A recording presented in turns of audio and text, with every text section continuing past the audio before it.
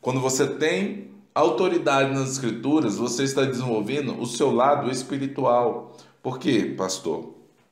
Porque no seu lado espiritual, veja bem, meu irmão, no seu lado espiritual, quando você começa a ler a Bíblia, automaticamente você sente vontade no seu espírito de orar e de jejuar. Então, com isso, você espiritualmente vai ficando cada vez mais preparado, mais robusto, sabe? Você tem bagagem, você tem conhecimento para transmitir às demais pessoas. Só que automaticamente você também tem o outro lado, que é o lado humano. Você não vai deixar de ser humano toda vez que você for pregar. Você não deixa de ser humano.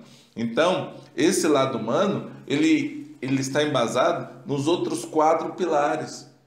E o lado que eu acho mais importante é a gestão emocional. Então, quando você consegue controlar as suas emoções, e aqui não dá para me, me ater aqui de tal maneira que eu vou te explicar tudo sobre gestão emocional. Não tem como.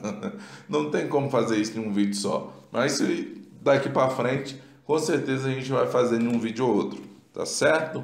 Então, vamos para a pergunta de número 2. Ponto de número 2. Como que eu achei que isso era possível? Como que eu descobri que isso era possível? Veja bem, meu irmão, minha irmã, eu descobri que isso era possível porque você está olhando diretamente para uma pessoa que era muito nervoso. Eu era muito tímido, extremamente tímido. Eu não conseguia falar igual eu estou falando aqui para uma câmera, eu não conseguia chegar diante da igreja para pregar, né? Até para ler um versículo eu tremia na base. Pastor, e como que isso aconteceu? Um passo de mágica assim? Não, não. Foi um processo, foi um processo. Mas o que eu posso te dizer é o seguinte, é que o conhecimento, quando você está aberto ao conhecimento, o conhecimento, ele te liberta. Ele te liberta. Então, ou seja, eu já vinha sofrendo de alguns traumas antigos da minha infância, do passado, coisas que eu passei na escola.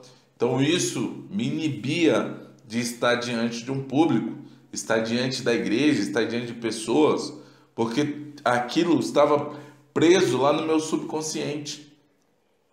E justamente a gestão emocional me ajudou a organizar isso na minha cabeça, me ajudou a trabalhar isso na minha vida. Isso é muito importante, meus irmãos, isso é muito importante, porque todas as vezes, sabe? Todas as vezes que eu tentava, eu orava, eu jejuava, eu lia muita Bíblia, para você ter noção, quando eu me converti, com 6 meses de crente, eu já havia lido a Bíblia toda. Com 6 meses de convertido, eu já havia lido a Bíblia toda. Só que quando eu ia nos evangelismos, quando eu ia nos lugares, e olha, eu tinha uma vida de oração muito intensa, muito intensa. E para a glória de Deus, a gente continua orando, graças a Deus.